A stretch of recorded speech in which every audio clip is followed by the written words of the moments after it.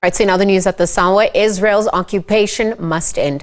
That was the message delivered by the UN Secretary General Antonio Guterres to a ministerial open debate on the Palestinian question in the Security Council, where he argued in favour of a two-state solution as the only pathway to end the decades-long Palestinian conflict. He was also warned that the risks of a broader regional escalation as a result of the war in Gaza was now becoming a reality, with tensions rising in the Red Sea, shipping lanes across Israel's border with Lebanon, with daily attacks on facilities hosting US and international coalition forces in Iraq and Syria, amongst others.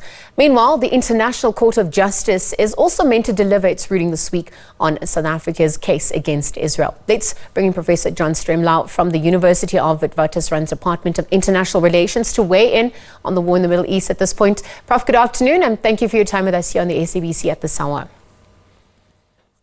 Thank you very much. It's nice to be here. Prof, let's start off with what happened yesterday at the debate at the UN Security Council. The UN Secretary General having made remarks on the war in the Middle East, saying that Israel's occupation must end. What's your reaction? What are your thoughts on these developments and his stance at this point?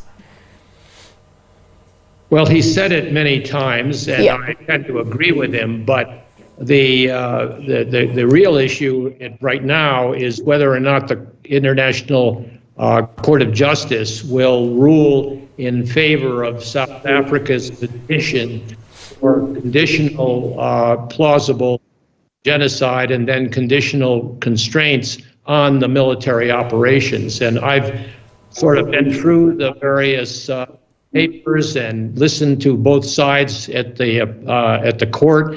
And I think that there is a sort of a range of scenarios that might be possible. But my guess is that what we'll do is hear from the court, maybe this Friday or maybe next week, that they approve most of South Africa's requests, but not probably to the complete restraint by the part of the military operations in Gaza. That seems to be a bridge too far. Well, Prof, before we get into the possibilities and probabilities, I just want to look at the paper that you penned a few days back.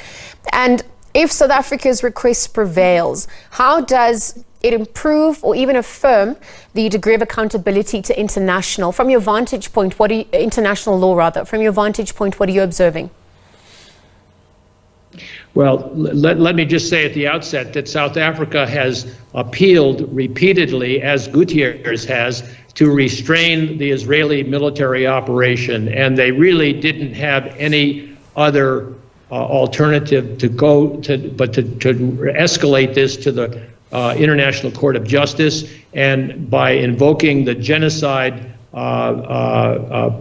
convention, this was a bold and politically bold and moral position to take, but it's going to have to demonstrate intent, and I know that Israelis are pushing back on that.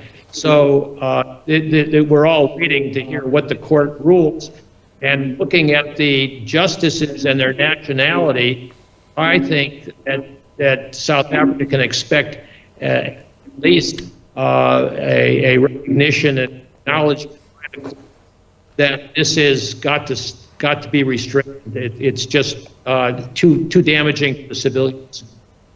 Because the political forces swirling around the ICJ judges on their deliberations and also the implications is something that is an idea that you explored in your work. How does the issue of alignment come to the fore and influence over judges as well as we speak, perhaps even with BRICS nations? Well, you know, the justices are supposed to operate on the basis of the legal arguments, but it isn't, after all, an international organization. So I expect that they are consulting with their governments. And I could see that at least 6 from the global south, the justices, their governments have already declared in support of the South African appeal. The really interesting question is whether the BRICS will continue, because the South Africans have said that the BRICS would, but China has not declared, Russia has not declared, Brazil has declared it's in support of, and India is also defense. So that this is going to be an extremely interesting case to watch, and a very important case, because South Africa did elevate this to the global stage, and now it is likely to be carefully framed so that the Israelis will have a hard time ignoring the findings and the provisional findings, because the court is going to go on for years on the merits of the overall accusation that genocide is in play here. And the South African team did a brilliant job and a very thorough job of documenting how they think it is, but the Israelis push back, and so that's going to have to play out. But meanwhile, we've got to stop this extreme measures against largely civilians, women and children, all in the name of Hamas. I have no apology for Hamas. They perpetrated outrageous killings on the but it's against that South Africa reminds the world that it was an apartheid-like situation. Always has been. Oh, Prof, thank you for that. We are struggling with your connection. I want to wrap up just very quickly, seeing as it is a test for some of the view that it is a test for BRICS nations at this point and their unity, but also the regional implications that come to the fore, given, whether questions about who's funding who's allied with who comes to the fore. What are you weighing in on that front?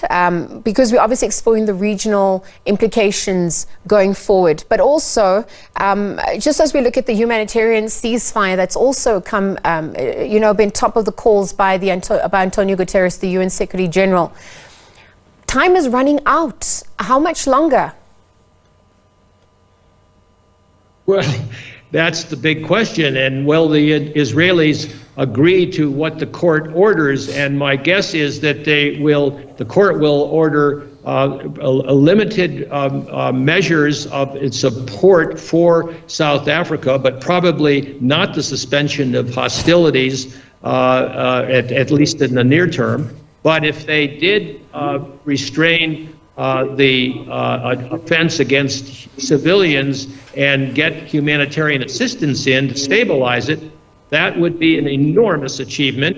And I think that the BRICS and everyone else would applaud, even if the suspension of hostilities is not part of the final recommendation by the court. Prof, I'm going to leave the conversation there. Thank you very much for weighing in on this at this hour here on the SABC. Professor John Stremlau from the University of Witwatersrand Department of International Relations, weighing in on the war in the Middle East, some of the developments that have come to the fore, given the utterances repeatedly by the UN Secretary General Antonio Guterres, as well as imminent communication about the ruling from the ICJ judges with South Africa's Isarel case.